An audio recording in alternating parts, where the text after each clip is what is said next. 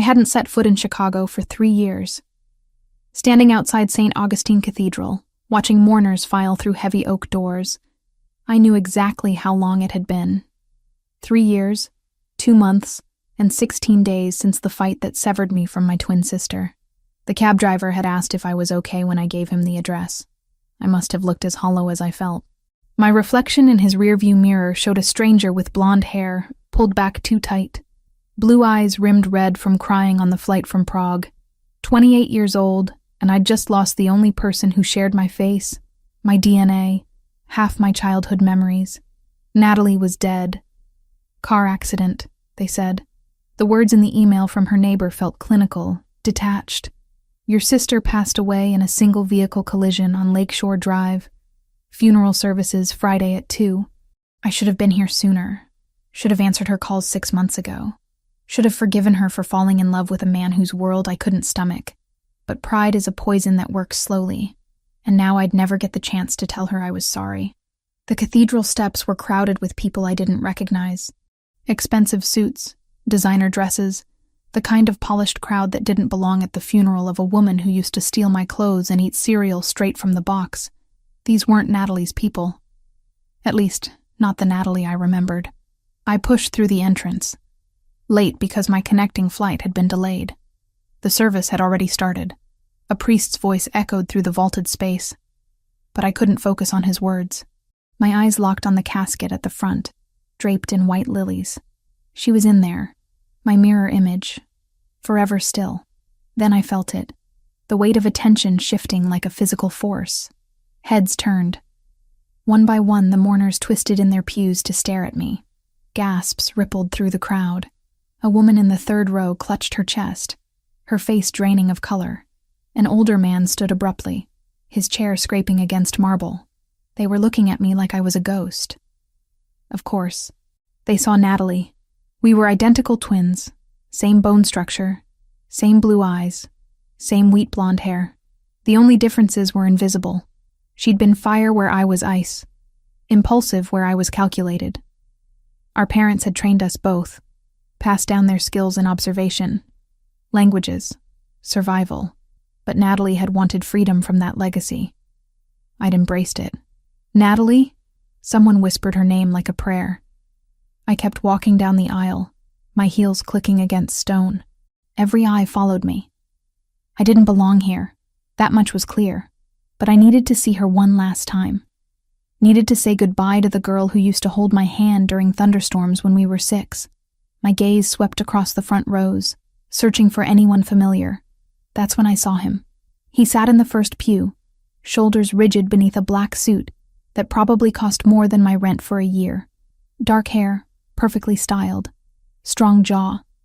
The kind of profile that belonged on Roman statues. Even from behind, he radiated power, authority, danger. Gabriel Donatelli. Had to be. The man Natalie had chosen over me. He turned, and the world stopped. Devastation carved into every line of his face, transformed into something else. Shock. Desperate hope. Disbelief. Dark brown eyes, nearly black in the cathedral's dim light, went wide. His lips parted as if to speak, but no sound came. He rose from his seat, stumbling slightly, one hand reaching toward me. Natalie. His voice broke on her name, raw and desperate. How is this possible? The pain in his voice gutted me. He thought she was alive. He thought I was her, standing here when she should be in that casket. Everyone in the cathedral held their breath, waiting for the impossible. I stopped 3 feet away from him, close enough to see his hand trembling as it reached for me, close enough to see tears gathering in his eyes, close enough to watch hope and grief war across his features. "I'm not Natalie," I said quietly, my voice steady despite the chaos. "I'm her sister, her twin sister." The words hit him like a physical blow. His reaching hand froze in midair, then slowly lowered. The desperate hope in his eyes died, replaced by crushing realization, then confusion, then something harder. Sister. He said the word like he was testing it, trying to make sense of reality. Twin sister. Identical, I confirmed, watching him process this. "My name is Lauren Cooper." Natalie never mentioned me? Something flickered across his face. Pain. Betrayal. She said her parents were dead. No siblings. No family. His jaw clenched. She never mentioned you. Around us, whispers exploded. The crowd had gone from watching a miracle to watching a revelation. I could feel their eyes boring into me. Could hear fragments of conversation in multiple languages. My training kicked in automatically. Cataloging reactions. Measuring threats. We had a falling out, I said, forcing myself not to back away from his intensity. 3 years ago, when she told me about you. His dark eyes searched mine, looking for Natalie in my features and finding someone else entirely. You're real. You're not. He stopped himself, closed his eyes briefly. When he opened them again, the devastated man had been replaced by something colder, more controlled. We need to talk, after. I came for my sister's funeral, not after, he repeated, and it wasn't a request. He pulled a card from his jacket pocket and pressed it into my hand. 1 hour. The address is on there. Come alone, or don't come at all. He turned back to the service before I could respond, sitting down with rigid control, but I'd seen his hands. They were shaking. I forced myself to look away, to focus on the casket, made it to the 3rd row before my legs threatened to give out. Slid into an empty space beside an elderly woman who crossed herself and muttered something in Italian. The priest continued speaking, but I caught fragments of whispered conversations around me, phrases in English, Italian, languages I recognized from my work as a translator. Does he know about the twin? How did she hide this? Look at his face. He's destroyed all over again. I studied the mourners while pretending to listen to the eulogy. There were too many of them, first of all. Natalie had been a free spirit, a photographer who traveled light and kept few friends, yet the cathedral was packed. Second, the security. I counted at least 6 men positioned at intervals along the walls, their jackets cut to conceal weapons. They weren't looking at the priest. They were scanning the crowd, watching exits, communicating with subtle hand signals. This wasn't a normal funeral. This was a fortress. My eyes drifted to conversations happening in hushed tones. A man in the 5th row was speaking rapid Italian to his companion, and I caught the words accident and Albanese and too convenient. Albanian. That sent ice through my veins. The Balkan mafias were notoriously brutal. If they were involved in Natalie's death, then this wasn't an accident at all. I leaned forward, straining to hear more. The man continued, mentioning Lakeshore Drive, brake lines, and something about a message. My translator's brain assembled the pieces automatically. They were discussing sabotage, murder. Someone had killed my sister. The service ended in a blur. People filed out to the reception hall attached to the cathedral. I stayed rooted in my seat, staring at the casket as workers prepared to move it. My hands trembled in my lap. I'd suspected something was wrong from the moment I read that email. Natalie was an excellent driver, paranoid about maintenance after our father had drilled vehicle safety into us as kids. A single vehicle collision on a straight stretch of road? It didn't add up. Miss Cooper? I turned to find an older man with silver hair standing in the aisle. His movements were careful, respectful, but his eyes held warning. I'm Franco Rinaldi. I handle security for the Donatelli family. The Mafia family, you mean? Mr. Donatelli would like to speak with you, privately, away from here. His tone was gentle but firm. Please, for your own safety. My safety? You look exactly like a woman who was murdered 3 days ago. There are people in this church who might not immediately understand you're not her. People who might see you as a threat, or an opportunity, or... He paused. Please come with me. Mr. Donatelli is waiting.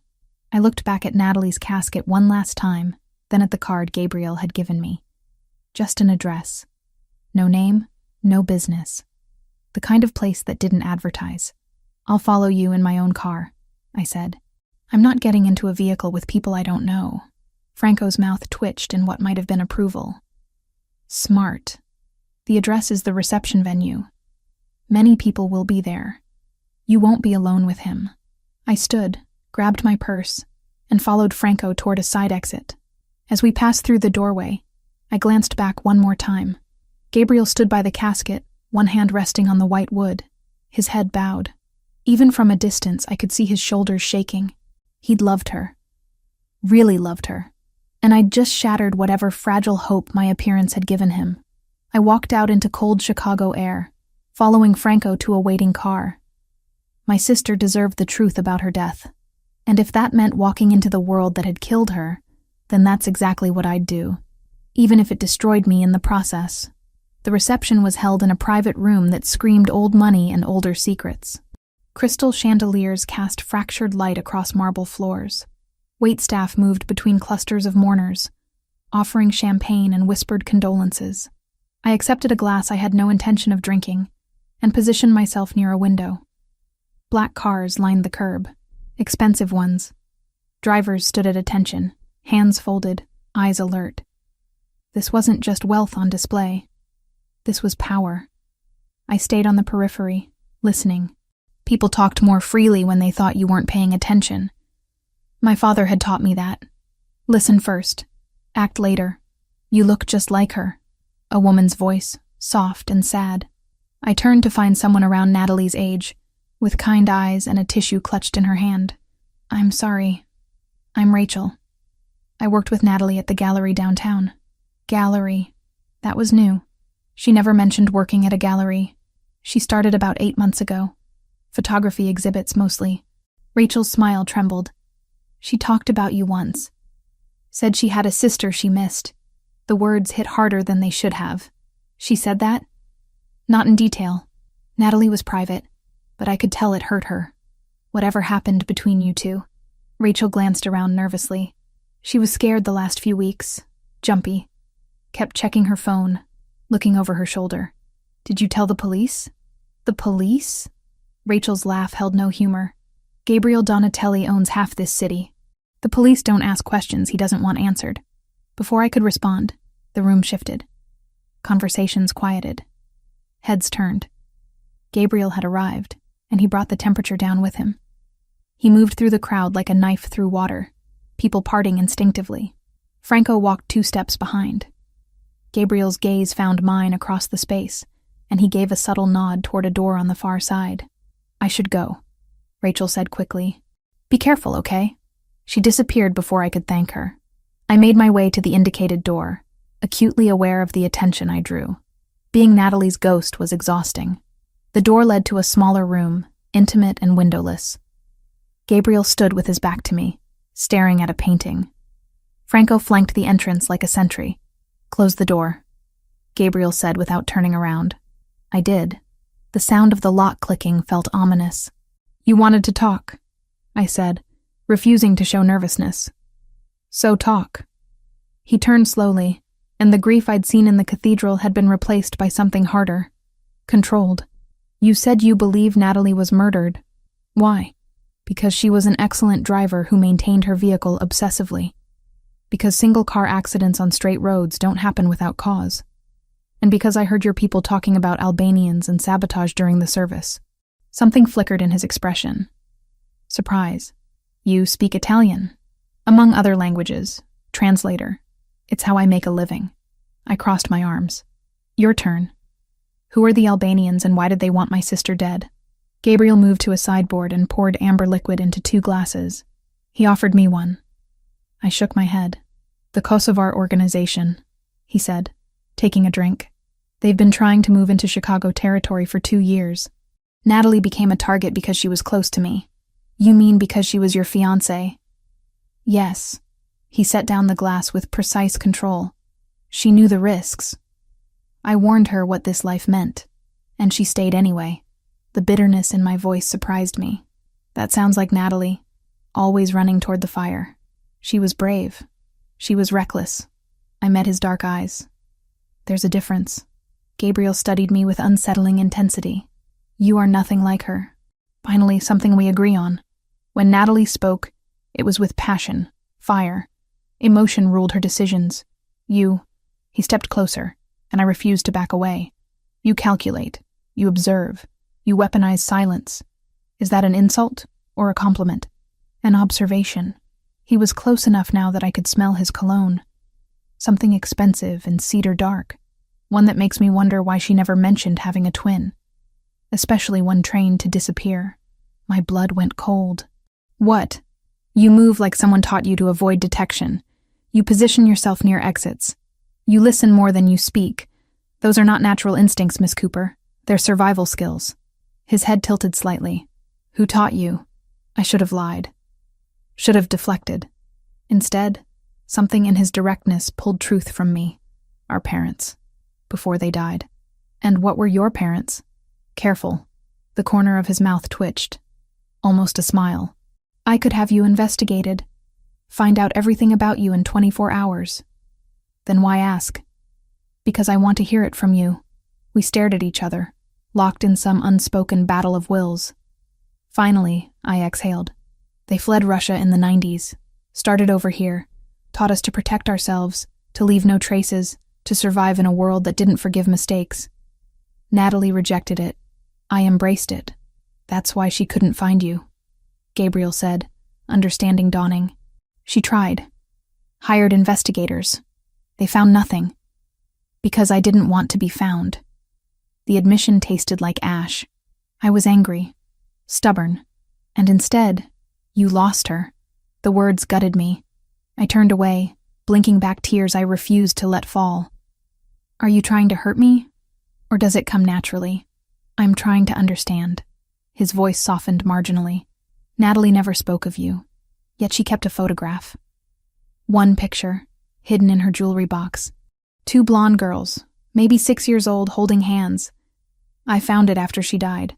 My breath caught. Halloween, dressed as matching princesses. Our mother had taken it the week before everything changed. She kept that? My voice cracked despite my best efforts. She did. Gabriel moved to stand beside me, not touching but present, which tells me that whatever happened between you, she never stopped loving you. And that you didn't come here just for answers. Of course I did. She was my sister. Then help me find who killed her. I turned to face him. You already know who killed her. The Albanians. I know who gave the order. I don't know who executed it, who tampered with her car, who watched her die. His jaw clenched. And I need to know before I can act. Act, I repeated. You mean retaliate. I mean justice. Your version of justice likely involves body bags and unmarked graves. He didn't deny it. Does that bother you? It should have. Normal people were bothered by violence, by vengeance, by the kind of justice that happened in shadows. But I wasn't normal. I'd been raised by people who understood that some threats required permanent solutions. No, I admitted quietly. It doesn't. Gabriel's expression shifted, something almost like respect crossing his features. Then work with me. Your skills, my resources. We find the truth together. And then what? I go back to my life and pretend this never happened? If you're smart, yes. I laughed, the sound harsh. I stopped being smart the moment I got on that plane to Chicago. Miss Cooper. Franco spoke from the doorway, his tone urgent. We have a situation. Gabriel's posture changed instantly, becoming something dangerous. What kind of situation? The kind that followed her here. My stomach dropped. What? Franco pulled out a phone, showed us security footage. Black sedan parked across from my hotel. 2 men visible inside, faces obscured. The timestamp showed them arriving 10 minutes after I'd checked in this morning. Albanian? Gabriel asked. Most likely. They've been stationary for hours. I processed this information with forced calm. They followed me from the airport, or they've been monitoring the funeral. Gabriel countered, waiting to see if anyone unexpected showed up. His dark eyes fixed on me. Which you did. So what? They know Natalie had a twin. How is that a threat? Because you're asking questions. Because you look exactly like the woman they killed. He pulled out his phone, typed rapidly. You're not going back to that hotel. Excuse me? Franco, take her to the house. North property, full security detail. I am not going anywhere with you, I said firmly. I can handle myself. Against trained killers? With what? Sharp words and careful observation? His tone turned sharp. This is not negotiable, Miss Cooper. You involved yourself in this by coming here. Now you're a target. I can protect you or I can have someone clean up your body when they're finished. Your choice. The brutal honesty should have terrified me. Instead, something in me responded to it. The part that Natalie had shared. The part that recognized danger and ran toward it anyway. Fine, I said, but we do this my way. I'm not a prisoner, and I'm not helpless. I help investigate, or you can explain to the police how you let your dead fiancé's twin sister get murdered under your watch. Gabriel's eyes narrowed. Are you threatening me? I'm negotiating. For a long moment, we stood locked in silent combat. Then, impossibly, he smiled. A real smile. Small and sharp. Natalie never threatened me. She would beg, cry, seduce. You hold a knife to my throat and dare me to bleed. Is that a yes? That's a we'll discuss terms in a secured location. He gestured to Franco. Take her. I'll handle things here and meet you in an hour. Franco moved toward me, respectful but firm. I grabbed my purse and followed him out a side exit, away from the reception, away from witnesses.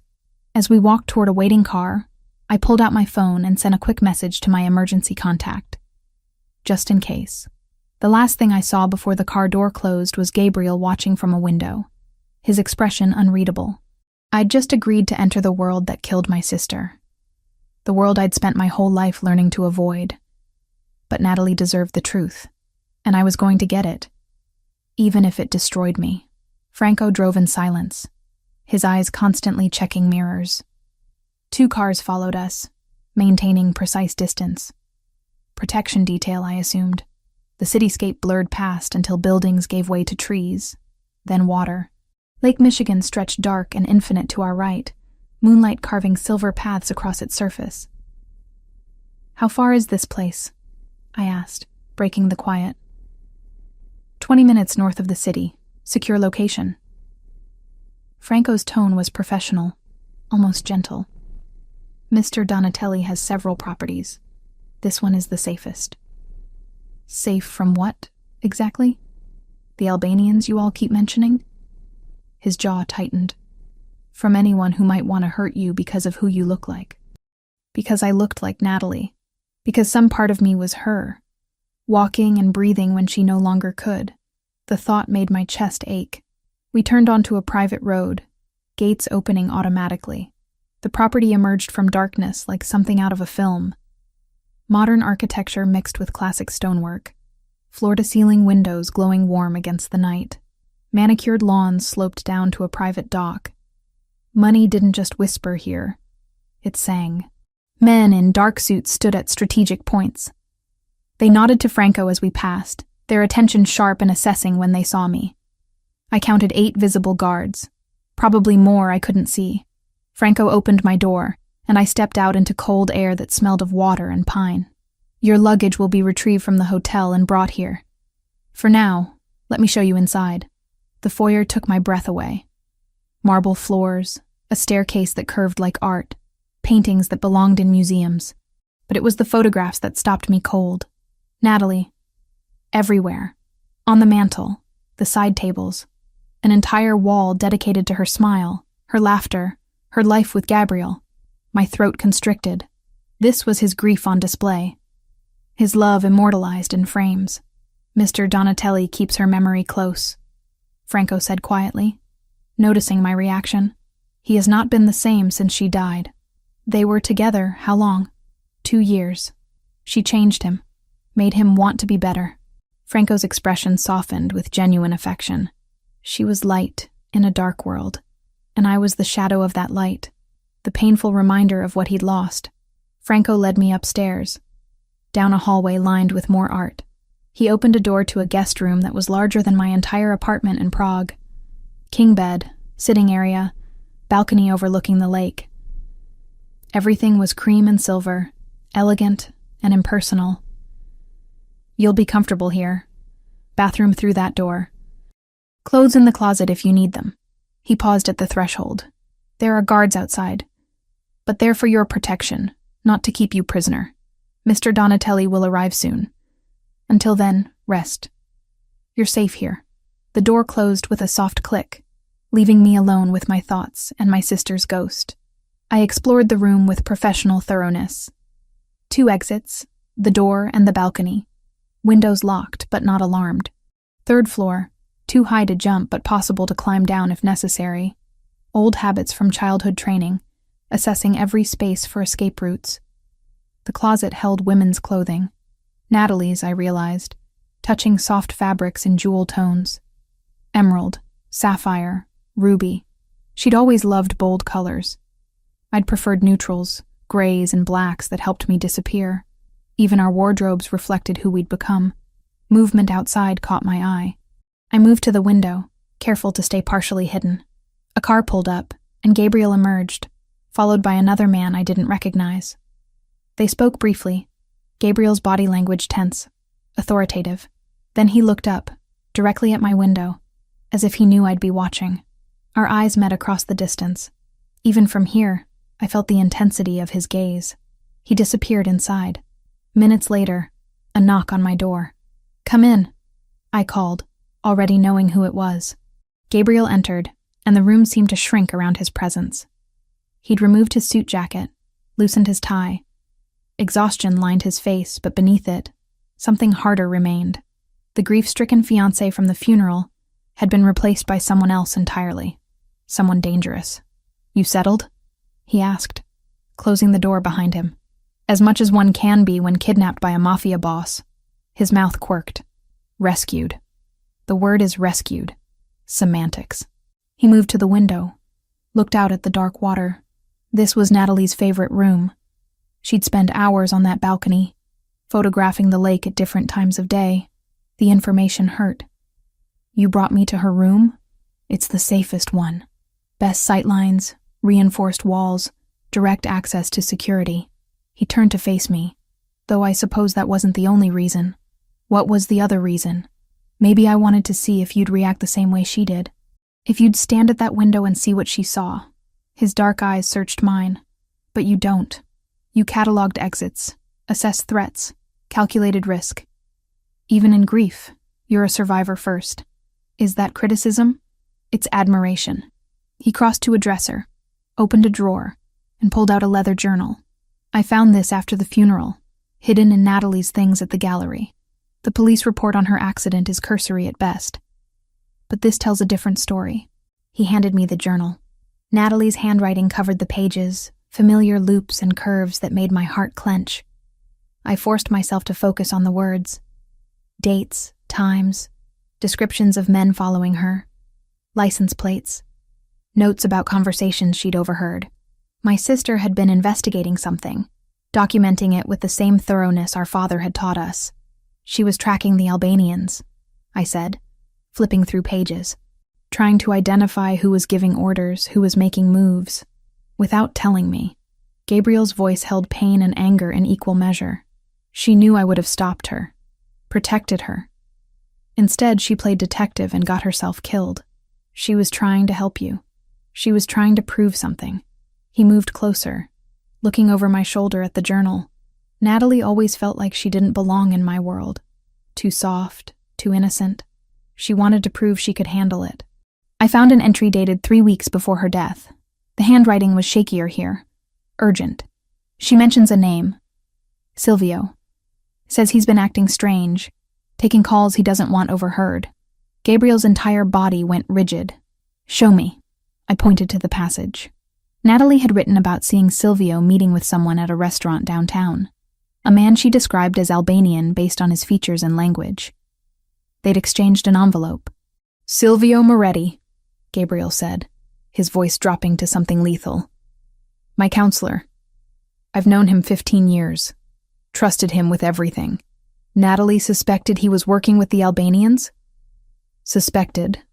Not confirmed, but I could see the gears turning in his mind, reassessing every interaction, every decision. If she's right, if Silvio betrayed me, then he didn't just pass information. He killed her. He gave them everything they needed to get to her. The fury in his voice was terrifying and oddly comforting. This was a man who would burn the world down for revenge. "We need proof," I said, forcing logic into the emotional storm. "Suspicion isn't enough. Proof can be extracted. Through torture, that won't hold up in any court." Who said anything about courts? Gabriel took the journal from my hands, his fingers brushing mine. The contact sent electricity up my arm. You need to understand something, Lauren. In my world, justice doesn't come from judges and juries.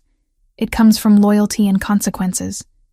If Silvio betrayed me, betrayed Natalie, he'll answer for it. Permanently. I should have been horrified, should have argued for law and order and civilized solutions. Instead, I thought about my sister, terrified and alone in those final moments. About someone tampering with her car, watching her drive away to her death. Then let's get proof, I said quietly.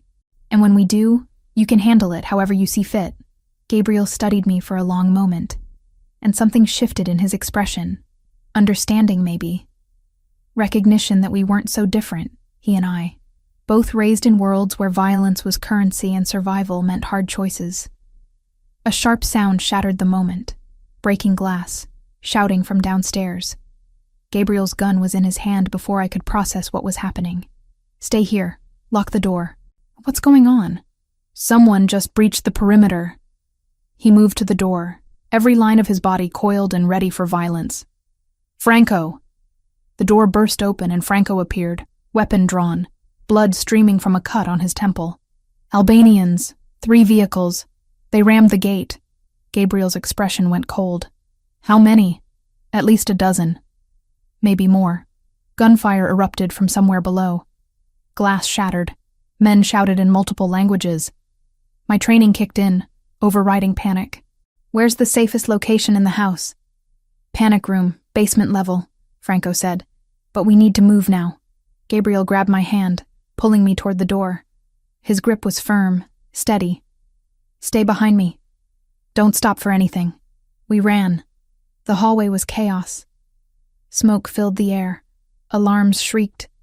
And somewhere below, men were dying.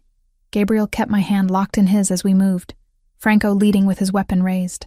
2 of Gabriel's guards appeared from a side corridor, taking defensive positions.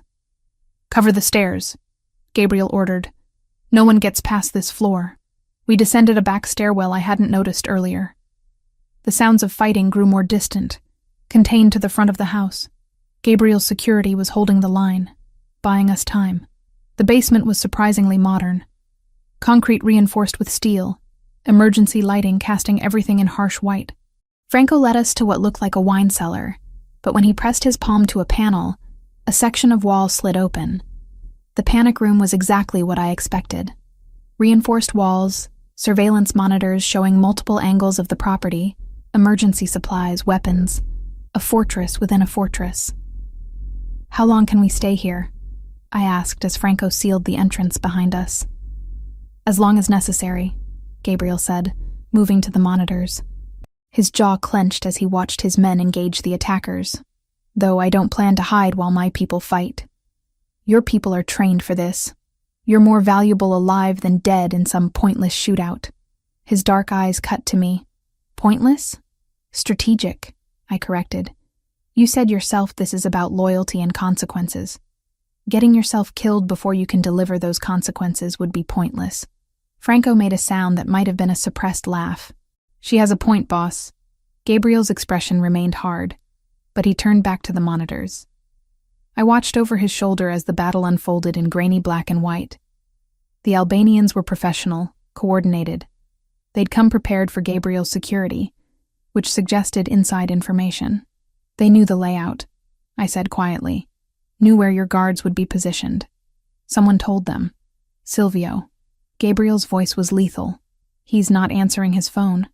Neither is his second in command. Convenient timing. Franco, I want Silvio found. Now. And I want to know where he was tonight.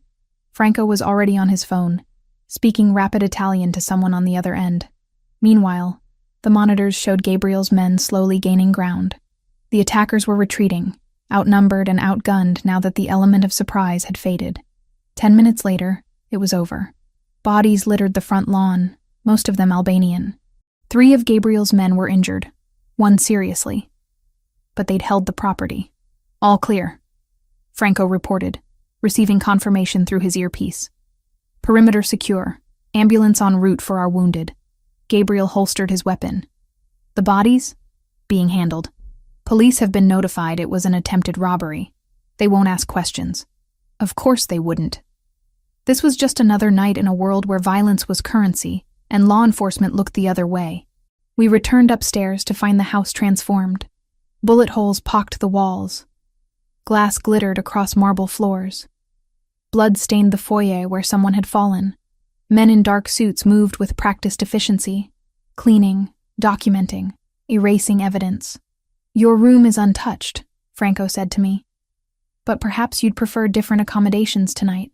"She stays near me," Gabriel said before I could respond. "The master suite. Double the guards on that floor." I should have argued, should have insisted on independence. But standing in the wreckage of an attack meant to kill me. I found myself nodding. Gabriel led me to the opposite wing, to a suite that was somehow both luxurious and masculine. Dark woods, leather, floor-to-ceiling windows overlooking the lake. A California king bed dominated the space. "There's a sitting room through there," he said, gesturing to an adjoining door. "Couch converts to a bed. You'll have privacy." "Thank you." He moved to the windows, looking out at the water. Dawn was breaking, painting the sky in shades of amber and rose. We'd survived the night, but at what cost? "They'll come again," I said quietly. "The Albanians. If Silvio told them about me, they'll keep trying until I'm dead. Then we eliminate the threat before they get another chance." He turned to face me, exhaustion lining his features. "I should never have brought you here. Should have put you on the first plane back to Prague and forgotten you existed. But you didn't." "No, I didn't." His gaze held mine, searching. "Because you're the first person who understands. Who knows what it's like to lose someone and want vengeance more than breath. Who doesn't flinch at the ugly truth of what I am. And what are you, Gabriel? A monster who loved an angel. Who watched her die because I couldn't protect her. Who sees her face every time I look at you and knows I'm failing her all over again." The pain in his voice broke something in me. I crossed the space between us, driven by impulse I didn't understand. "I'm not her.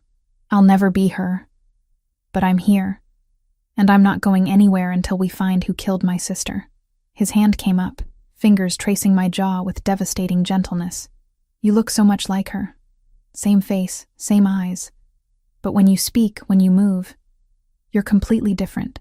It's like watching a familiar melody played in a different key. Gabriel, I know I shouldn't touch you, shouldn't feel what I'm feeling. But standing here, knowing I almost lost you tonight," his thumb brushed across my lower lip, and heat flooded through me. "Tell me to stop." I should have.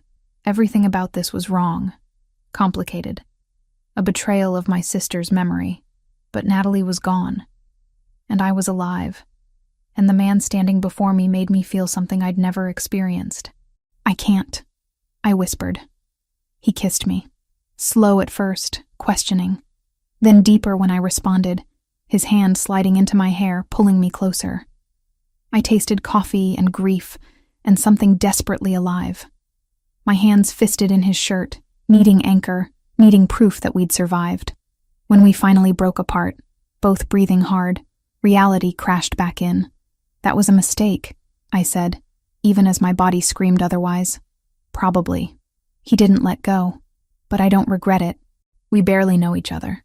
I know you're brave. I know you're smart. I know you loved your sister enough to walk into danger for answers. His forehead rested against mine. And I know that when I thought those bullets might reach you, I was more terrified than I've been since Natalie died. I pulled back, needing space to think. This is grief. Trauma. Two people clinging to each other because we're both broken. Maybe. Or maybe it's two people finding something real in the middle of hell. He let me go, stepping back. "Get some rest. We'll talk about Silvio when you wake up." "Where are you going?" "To deal with the aftermath. To make sure my men are cared for. To start hunting the bastard who betrayed us." His expression hardened. "And when I find him, I'm going to make sure he regrets every breath he took after selling out Natalie." He left before I could respond, leaving me alone in his suite, with the taste of him still on my lips, and questions I couldn't answer. I wandered into the sitting room, found the couch.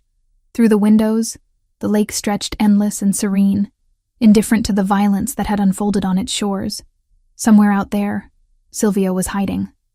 Somewhere out there, the Albanians were planning their next move. And somewhere in this complicated mess, I was falling for the man who'd loved my sister first. I pulled out my phone, scrolled through old messages from Natalie. Most were years old before our fight. Pictures of her smiling, voice memos of her laughter, evidence of a life lived fully. One message caught my attention, sent 6 months before she died. I met someone, Lore. Someone incredible and terrifying and completely wrong for me. If you were here, you'd tell me to run. But I think I'm going to stay and see where this goes. I hope someday you'll forgive me enough to meet him. She'd been talking about Gabriel, about falling in love despite knowing the danger, about choosing to stay anyway. And now I was following her path, step by terrible step. A soft knock interrupted my thoughts. Franco stood in the doorway, carrying a tray with coffee and pastries. Thought you might need this. It's been a long night. Thank you. I accepted the coffee gratefully. Franco, can I ask you something? Of course. Gabriel and Natalie. Were they happy? He considered the question carefully. They were complicated. She brought light to his darkness, but she was also frustrated by the limitations of his world. He loved her desperately, but struggled to let her be independent. They fought about it often. About her investigating the Albanians. About everything. She wanted to prove herself capable of surviving his world. He wanted to keep her sheltered from it. Franco's expression softened. In the end, neither got what they wanted. But yes, beneath the complications, they were happy. And now I'm here, looking like her ghost, complicating everything. You're not complicating anything, Miss Cooper. You're giving him something I haven't seen since she died. Hope. Franco headed for the door, then paused. For what it's worth, I don't think you're a ghost. I think you're exactly who you are. And maybe that's what he needs instead of a memory. He left me with those words, and a tray of food I couldn't eat. Outside, the sun climbed higher. I'd come to Chicago for answers about Natalie's death. Instead, I'd found myself tangled in the same dangerous web that had killed her. And worse, I was starting to understand why she'd stayed. I woke to the sound of raised voices. For a disoriented moment, I forgot where I was. Then reality crashed back. Gabriel's house. The attack. The kiss that shouldn't have happened. I checked my phone. 2 p.m. I'd slept for hours. The voices were coming from downstairs. I recognized Gabriel's tone. Controlled fury barely leashed.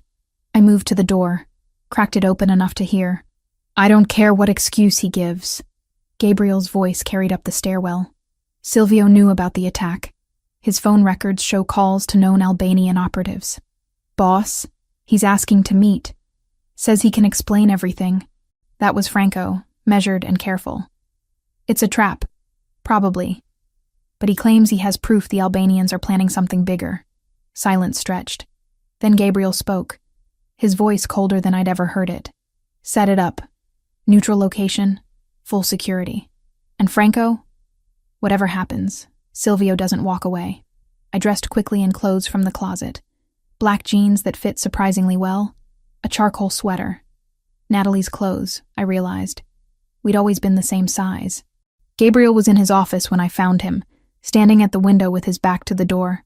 He didn't turn when I entered, but his shoulders tensed. You heard, he said. Statement, not question. Hard not to. You weren't exactly quiet. I wasn't trying to be. He finally faced me, exhaustion carving lines around his eyes. Silvio wants to meet tonight, claims he has information, and you think it's a trap. I know it's a trap.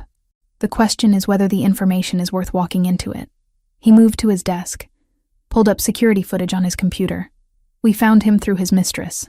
The screen showed a middle-aged man with silver hair and sharp features. Handsome in a polished way, expensively dressed. He was pacing in what looked like a hotel room, phone pressed to his ear, gesturing wildly. That's Silvio? 30 years in this life. I've known him since I was 18. Gabriel's jaw clenched. And he sold out Natalie for what? Money? Territory? Cowardice? He looked at me, really looked, and something shifted in his expression. You're wearing her clothes. Everything else I own is still at the hotel. She wore this the night I met her, gallery opening downtown. She took my picture without asking, said I had interesting shadows. The intimacy of the memory hung between us. Gabriel, I know this is complicated, that I should keep my distance, that you're her sister and this is wrong. His hand moved to my face, cupping my cheek. But I can't seem to stay away from you. We kissed once, in the aftermath of violence and grief. That doesn't mean... It means everything. His thumb traced my cheekbone. Because I've been thinking about it all day. Because you're not her, Lauren. You're something entirely different. And that terrifies me. I should have pulled away. Instead, I leaned into his touch. What are you saying? I'm saying I want you to come with me tonight. To the meeting with Silvio. I want your eyes on this. Your instincts. You see things others miss. He paused. But more than that, I want you close because the thought of you out of my sight makes me reckless. You want me at a confrontation with the man who killed my sister. I want you helping me get justice for her. I considered this. Every rational part of me screamed that I should leave Chicago. But the part that had loved Natalie, that had inherited our parents' darkness, wanted to see Silvio's face when he realized his betrayal had consequences. Okay, I said. I'll come. Gabriel pulled a small handgun from his safe. Glock 43, 9mm, easy to conceal. Franco will get you a holster. I took the weapon, checked the chamber, tested the weight. The movements came automatically, muscle memory from training sessions when I was 15. You handle that like you've done it before, Gabriel observed. I have. Though I've never shot at a person. Hopefully tonight won't be your first time. The hours until the meeting crawled by. Franco fitted me with an earpiece and a holster that sat comfortably at the small of my back. He walked me through the warehouse layout using blueprints, showing me exits, cover points, danger zones. You stay with Mr. Donatelli at all times, Franco instructed. Silvio is dangerous. He's cornered, desperate. Don't underestimate him. At 8:30, we left. 3 cars, 12 men, enough firepower to start a small war. I sat in the back with Gabriel, his hand finding mine in the darkness. Neither of us spoke. The warehouse loomed against the night sky, dark except for a single entrance lit by harsh spotlights. Silvio's people were already visible, 4 men positioned strategically. Everyone clear on the play? Gabriel spoke into his radio. Confirmations came back. Good. Let's end this. We exited the vehicles. The cold October air bit through my sweater. Gabriel's hand rested on the small of my back as we walked toward the entrance. Franco walked ahead, weapon visible. Inside, the warehouse was exactly what I expected. Concrete floors, rusted equipment, the smell of old oil and decay. Silvio stood in the center under a hanging work light, looking smaller than he had on the security footage. Older. Frightened beneath the expensive suit. Gabriel, his voice carried across the empty space. Thank you for coming. Give me one reason I shouldn't kill you right now. Gabriel's tone was conversational, which somehow made it more terrifying. Because I can give you Victor Castrati, the Albanian boss, location, schedule, vulnerabilities, everything you need to end this war before it destroys you. And why would you do that? You've been working for them. I've been surviving. They approached me a year ago, threatened my family. I gave them information to keep them safe. But they went too far. Silvio's eyes drifted to me, and genuine pain crossed his face. I never wanted Natalie dead. That wasn't supposed to happen. But it did. Gabriel's voice dropped to something lethal. Because you gave them everything they needed to get to her. They said they just wanted leverage. I swear, Gabriel, I didn't know they'd kill her. His voice broke. I've been trying to make it right ever since. By waiting until they attacked my home? Until they nearly killed Lauren? Gabriel took a step forward. Your redemption comes too late. Wait. I spoke for the first time, and everyone's attention shifted to me. You said you're giving us Victor. What's the catch? Silvio's eyes met mine, and I saw calculation behind the fear. The catch is that I walk away. New identity, money, protection. I disappear, and you get the man who actually ordered Natalie's death. No. Gabriel's response was immediate. Then we all die. Silvio pulled his hand from his pocket. and suddenly his men had weapons raised. Gabriel's people responded in kind, and the warehouse became a standoff. I activated a dead man's switch when you arrived. If I don't check in every 15 minutes, information about your operation goes to the FBI. Every account, every contact, every dirty deal. The betrayal ran deeper than we'd known. Silvio hadn't just sold out Natalie. He'd been preparing to destroy everything. Gabriel's expression went cold. You're bluffing. Am I? Are you willing to bet your empire on it? Silvio's voice grew stronger. I'm offering you Victor on a silver platter, the man who killed your fiancée. Take the deal, Gabriel. Let me go, and I'll give you vengeance. The silence stretched tight as a wire. I could feel Gabriel's fury radiating beside me. He wanted Silvio dead. But he wanted Victor more. Show me proof, Gabriel said finally. Proof you actually have access to Victor. Silvio pulled out his phone, tapped the screen, then turned it toward us. A photo showed Victor Castrati entering a building, timestamp from earlier today. Another showed his schedule for the next week, detailed and specific. I've been his inside man for a year. I know everything. Silvio's smile was bitter. Take it or leave it, Gabriel. Decide fast. My next check-in is in 8 minutes. Gabriel looked at me, and I saw the question in his eyes. What would I do? Let Silvio walk to get Victor, or demand justice now and risk everything? I thought about Natalie, about how she'd tried to prove herself in a world that ultimately killed her, and I thought about what she would want. Not revenge against the messenger. Revenge against the man who'd given the order. Take the deal, I said quietly. Get Victor. Gabriel's jaw clenched, but he nodded. Fine. Give us Victor, and you walk. But Silvio? He stepped closer. If you're lying, if this is a setup, I will find you. I will find everyone you've ever loved. And what happens to them will make you wish you died here tonight. Silvio swallowed hard. I understand. Then talk, and make it count. What followed was 30 minutes of information. Victor's location, a penthouse in downtown Chicago. His schedule, his security detail, his weaknesses. Silvio laid it all out with the precision of someone who'd been planning this revelation for months. When he finished, Gabriel pulled out his phone and made a call. Let him go. Full surveillance. If he contacts the Albanians, end him. Silvio and his men backed toward the exit. At the threshold, he paused and looked back at me. For what it's worth, Miss Cooper, your sister was brave. Braver than I was. I'm sorry I couldn't protect her. Then he was gone, disappearing into the night with his freedom bought in blood money and betrayal. Gabriel turned to me, and the fury in his eyes was breathtaking. We're going after Victor tomorrow night, and when we find him, I'm going to make sure he knows exactly why he's dying. Good, I said simply, because I want to be there when you do. The day of the operation felt surreal. Gabriel's people moved through the house like shadows, assembling weapons, reviewing blueprints, communicating in coded language. I stayed in Gabriel's office, monitoring communications equipment while Franco walked me through the plan. Victor's penthouse occupied the top 3 floors of a luxury building downtown. Heavy security, both electronic and human. You'll stay with me in the command vehicle, Franco said for the 3rd time. Monitor feeds, coordinate extraction if needed. You're not going inside. We'll see, I murmured, earning a sharp look. Gabriel appeared in the doorway, dressed in black tactical gear that somehow made him look even more dangerous. His dark eyes found mine across the room. Lauren, a word. He gestured to the hallway.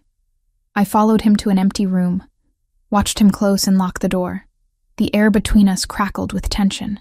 I need you to promise me something, he said, stepping close. If things go wrong tonight, if I don't make it out, don't.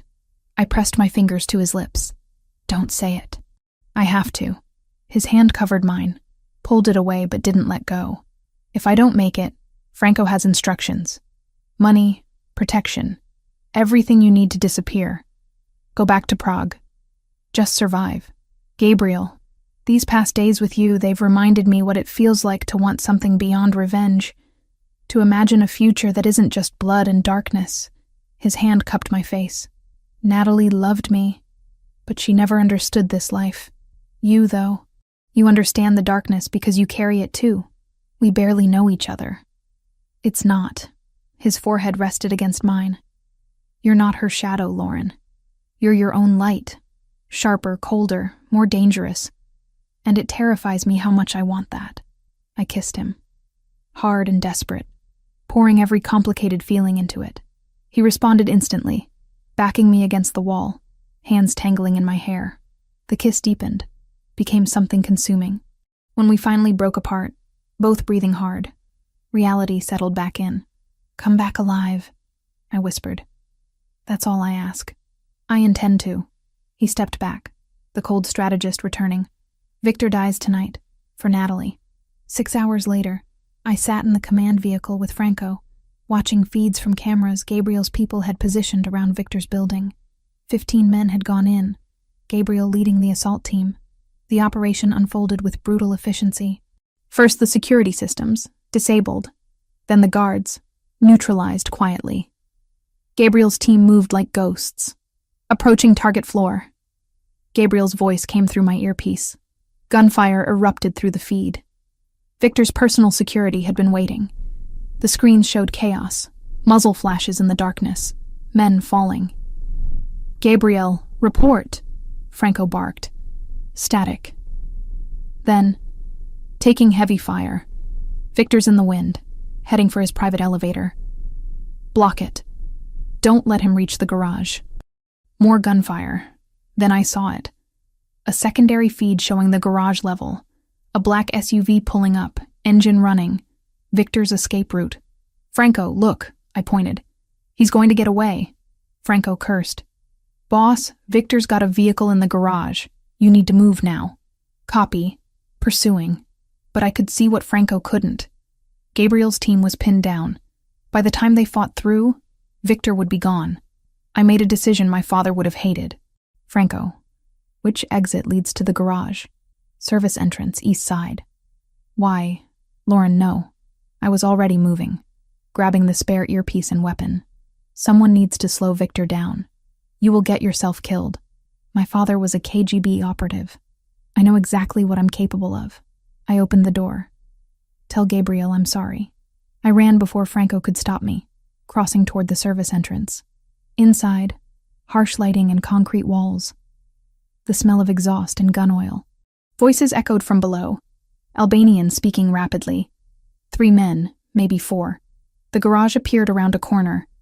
2 SUVs, engines running. Victor stood beside one, cold eyes and expensive suit. 3 guards surrounded him, weapons ready. I had seconds to act. My father's voice echoed in my memory. When outnumbered, create chaos. I fired twice into the air. The sound echoed like thunder and everyone froze. Then chaos.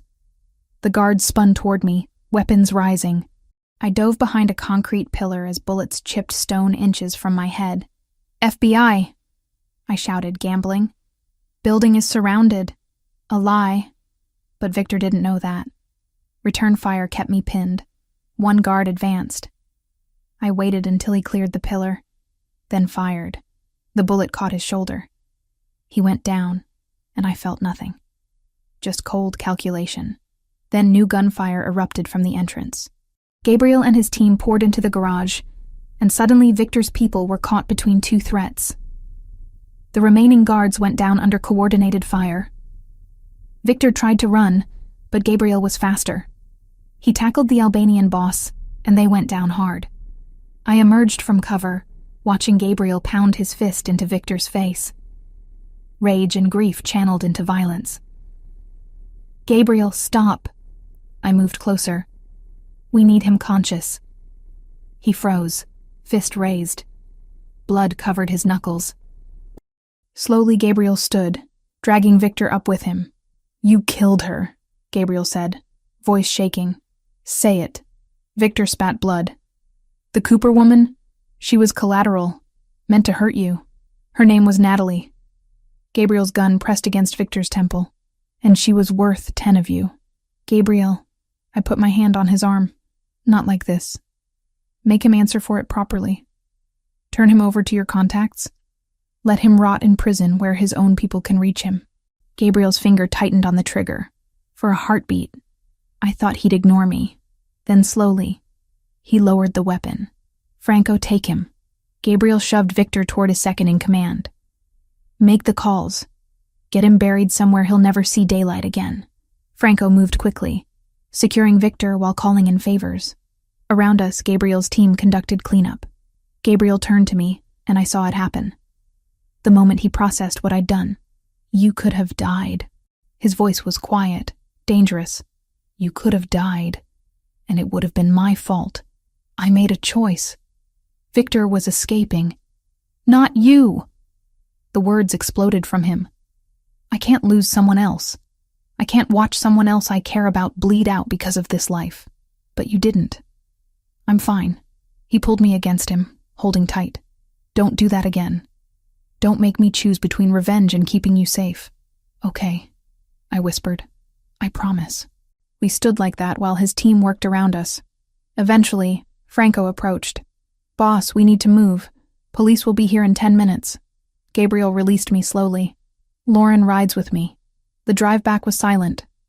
Gabriel's hand found mine in the darkness, trembling. Not from fear. From the aftermath of violence. From nearly losing control. From having to choose. Back at the house, his people melted away. Gabriel led me upstairs to his suite. Into the bathroom where he turned on the shower and just stood there. Staring at nothing. "Let me help," I said quietly. I helped him remove the gear, the weapons, the vest. Beneath it all, bruises were already forming. A graze on his ribs where a bullet had come too close.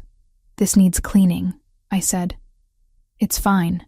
"It's not fine. Sit down." He obeyed. I found a first aid kit, cleaned the graze with careful efficiency. My hands didn't shake. "That would come later. You're good at this," Gabriel observed. "I've had practice." "Your parents really were operatives." "Yes, they taught us everything. How to survive, how to disappear, how to do what's necessary." I taped a bandage over the wound. "How to live with the consequences of hard choices." "And can you live with what you did tonight?" I met his eyes. "I don't know yet. Ask me tomorrow." "Tomorrow." He pulled me close, buried his face in my hair. "Tomorrow we figure out what comes next. Tonight, I just need you close." I leaned into him, and we stayed like that while water ran in the shower, steam filling the room. Outside, the lake was dark and peaceful. Natalie had been avenged. Victor would pay for what he'd done. But the cost was written in blood and bullets and the knowledge that I'd crossed a line tonight. And the terrifying part was that I didn't want to go back. 2 weeks after Victor's capture, I stood in my hotel room staring at a plane ticket to Prague.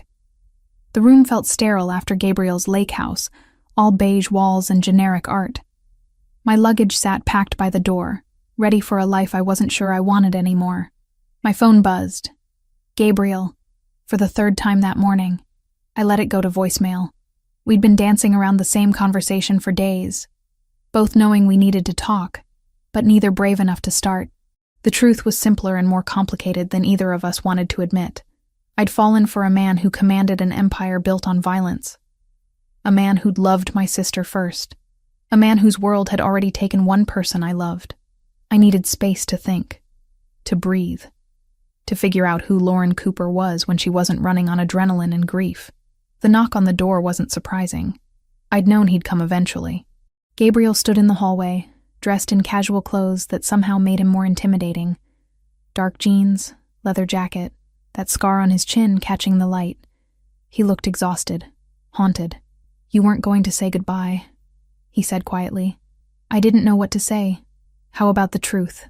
He stepped inside, and I closed the door. "How about telling me you're leaving because you can't handle what we did? What I am. What this life costs. It's not that simple." "It's exactly that simple." He moved to the window, stared out at the skyline. Natalie struggled with the same thing. She wanted to love me but hated what loving me meant. The compromises, the violence, the constant danger. She tried to prove she could handle it, and it killed her. "I'm not Natalie." "No, you're stronger, colder, more capable of surviving this world." He turned to face me. "Which is exactly why I shouldn't ask you to stay. Because you could. You could adapt, build a life here, become part of this. And watching you do that, Watching this darkness consume someone else I love would destroy me. The words hung in the air. Someone else I love. He'd said it casually, like it was obvious. You don't love me, I said, needing to believe it. You love what I represent. Closure with Natalie. A second chance. Is that what you think? He crossed to me, hands framing my face. I loved Natalie. Past tense. She was light and joy and everything good. But you, Lauren, you're something entirely different. What am I then? You're the first person who sees what I am and doesn't flinch. Who understands that some darkness can't be washed away with good intentions. Your sharp edges and cold calculation. But beneath that, you're fiercely loyal. Protective. His thumb brushed my cheekbone. You're everything I didn't know I needed. And I'm terrified of losing you before we even have a chance. I wanted to believe him. Wanted to think we could build something real from tragedy. But reality was less forgiving. Victor is in custody, I said, stepping back. Natalie has been avenged. The reason we came together doesn't exist anymore. So we need a reason? We can't just be two people who found each other in the dark. Not when one of those people runs a criminal empire and the other has spent her whole life trying to escape that world. I gestured to the luggage. My parents fled the KGB so Natalie and I could have normal lives. How can I honor that by walking right back into the darkness they died to escape? Gabriel's expression hardened. Then go. Get on that plane. Go back to Prague, to your quiet life, pretending you didn't spend 2 weeks orchestrating revenge. Pretending you didn't shoot someone.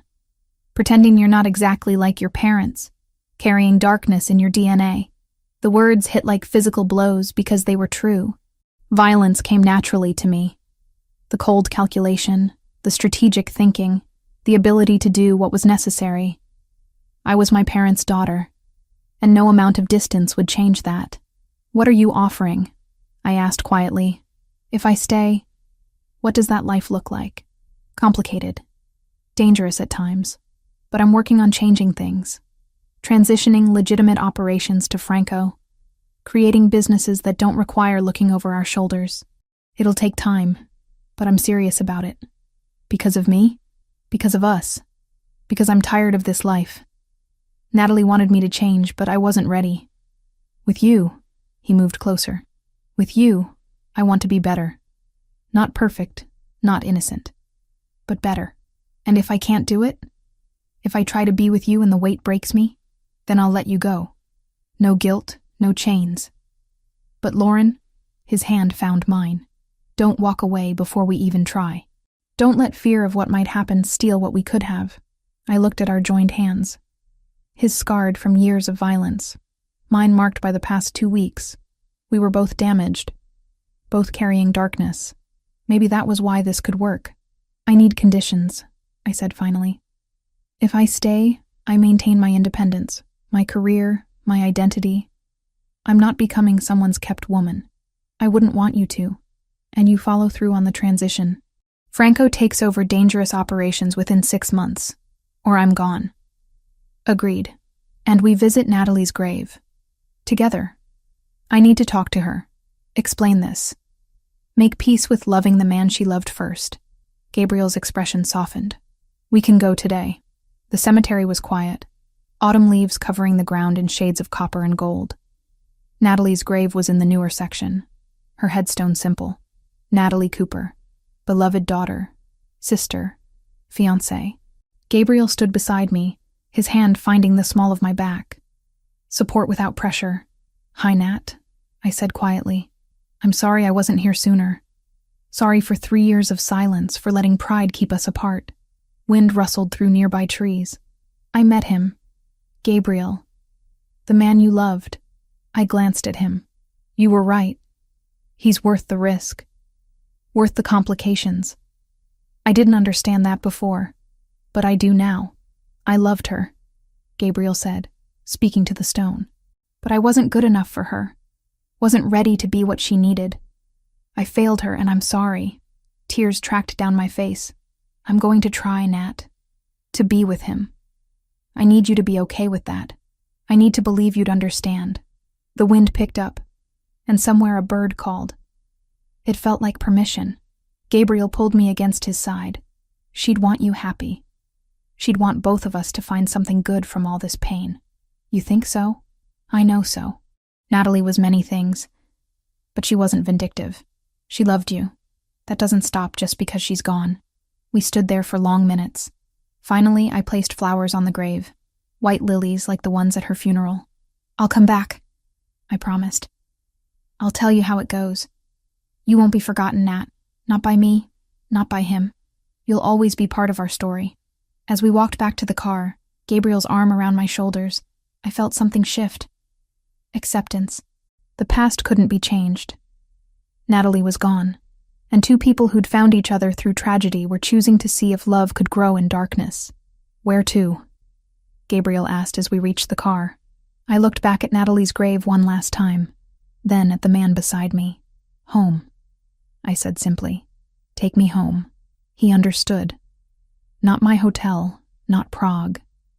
Home to the lake house, to the life we were choosing to build together. The drive back was quiet, comfortable. Gabriel's hand found mine across the console, and I didn't pull away. This was my choice, my risk, my leap into the unknown. And for the first time since arriving in Chicago, I felt something beyond grief and anger. I felt hope, fragile and frightening, but undeniably real. The lake house appeared through the trees, windows glowing warm. Franco stood on the porch, but he smiled when he saw us. Welcome back, Miss Cooper, he said. Your room is ready. Though I suspect you'll be needing different accommodations now. Franco, Gabriel warned, but there was no heat in it. What? I'm just saying what everyone's thinking. Franco's expression turned serious. For what it's worth, I'm glad you stayed. Boss needs someone who isn't afraid to challenge him. That's the plan, I said. Inside, the house felt different. Less like a monument to Natalie, and more like a place that could hold new memories. Her photos were still there, still honored, but they didn't dominate. Gabriel had made changes, creating space for me without erasing her. I'll have your things moved from the hotel tomorrow, he said, leading me upstairs. But tonight, I just want you here. Want to know you're safe, that you're staying, that this is real. We reached the master suite, and he paused. Last chance to change your mind. To say this is too fast, too complicated, too much.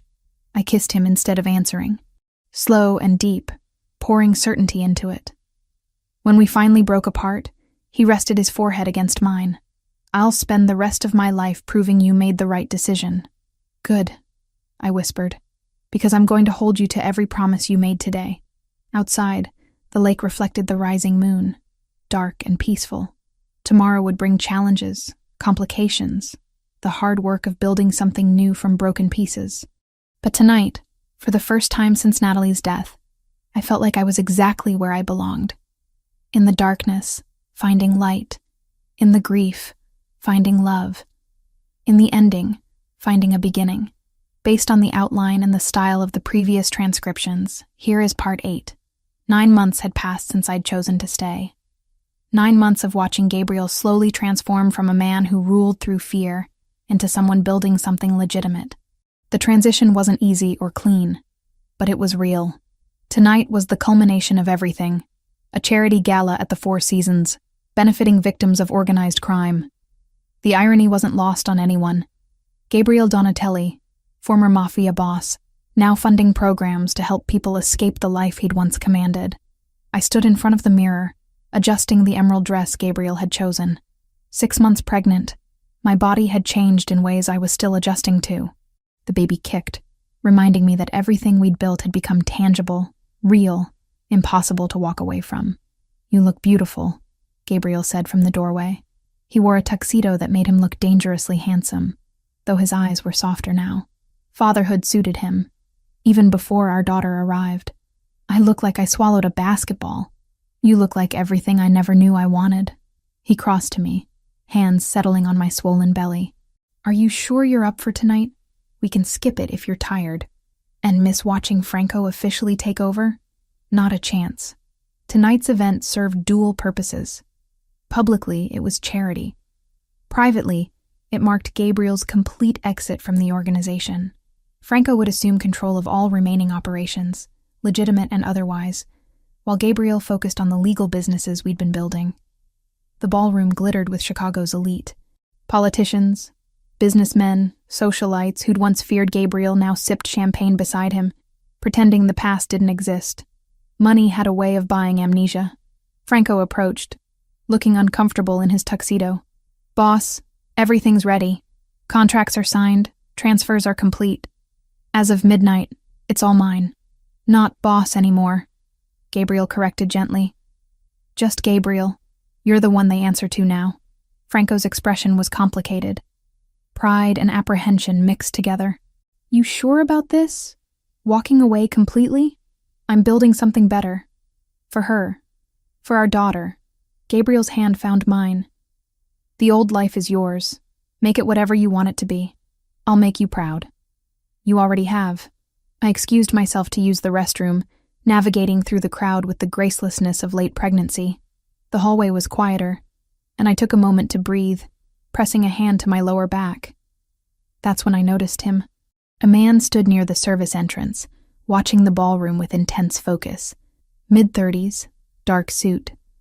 But something about his posture was wrong. Too rigid, too alert.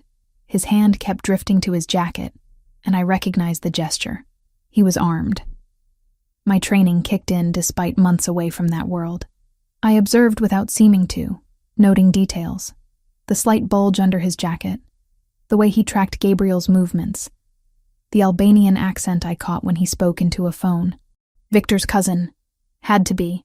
Silvio had warned us there were relatives who might seek revenge, but we'd thought we'd neutralized the threat.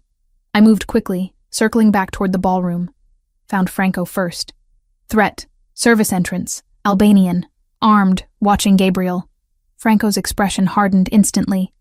"Get to Gabriel. Now. Don't let him out of your sight." I pushed through the crowd, pregnancy making me slower than I wanted. Gabriel was near the stage, speaking with a city council member, oblivious to danger.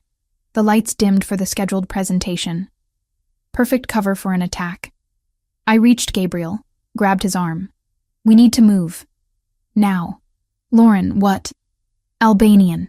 Service entrance. He's here for you." Gabriel's transformation was instantaneous. The civilized businessman disappeared, replaced by the predator. His hand found the small of my back, guiding me toward an exit. Too late. The man emerged from the service entrance, weapon rising. Everything happened in seconds. Franco appeared from nowhere, tackling the Albanian before he could fire. They went down hard, and the crowd erupted into screams. Gabriel shielded me with his body, backing us toward cover. More security poured in, Gabriel's former men who still protected him. The Albanian was subdued, dragged away, but the damage was done. The illusion of safety, of normalcy, shattered like glass. Gabriel held me, hands checking for injury. "Are you hurt? Is the baby—" "We're fine, I'm fine." But my hands were shaking now, adrenaline catching up. "How did he get in? Your security?" Was focused on external threats. He came as catered staff. Gabriel's jaw clenched. "This is my fault. I should have been more careful. This is Victor's cousin's fault. And it's over now." I pressed his hand to my belly where our daughter kicked. "We're alive. We're together. That's what matters." Police arrived, asking questions we'd answered 100 times before. Former associates vouched for Gabriel's reformed status. The Albanian was taken into custody, and slowly, the chaos settled. In the aftermath, we stood on the hotel balcony overlooking the lake. The same lake we'd stared at from Gabriel's house months ago. Dark and peaceful. And indifferent. "Maybe Franco should handle everything," Gabriel said quietly. "Maybe I'm fooling myself thinking I can build something clean from this. You already are building it. One foundation at a time." I leaned into him. Tonight was one man's vendetta. Tomorrow is a foundation helping abuse survivors. A scholarship program. Legitimate businesses employing people who need second chances. That's your legacy now. Our legacy. His hand covered mine on my belly. Her legacy. Speaking of which, we need to finalize her name. I thought we agreed. Natalie. I'd suggested it weeks ago. And Gabriel had cried. Not from grief this time, but from something gentler. Gratitude that I wanted to honor my sister this way. Natalie Cooper Donatelli, I said, testing it. Our daughter, carrying both our pasts into a better future. She'll be extraordinary, just like her mother. 3 weeks later, I sat in the same hospital where I'd once translated for victims of violence, now giving birth to hope made flesh. Gabriel held my hand through every contraction, every push, every moment of pain that led to something beautiful. When they placed our daughter in my arms, tiny and perfect and ours, I looked at Gabriel and saw tears streaming down his face. She has your eyes, he whispered, blue like the lake, and your stubborn chin. I traced the line of her jaw. Natalie, meet your father, the man who loved your namesake and chose to become better. Meet your mother, Gabriel added, kissing my forehead. The woman who saved me when I didn't know I needed saving. Later, when visitors had gone and the room was quiet, Gabriel pulled out his phone and showed me a photo. Natalie's grave, now marked with fresh flowers and a small plaque. Aunt Natalie, it read. Forever loved, never forgotten. I went this morning, he explained. Told her about the baby, about you, about how we're trying to build something good from all the pain. What did she say? Nothing.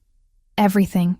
The wind blew, and it felt like permission, like she was telling us to stop looking back and start looking forward.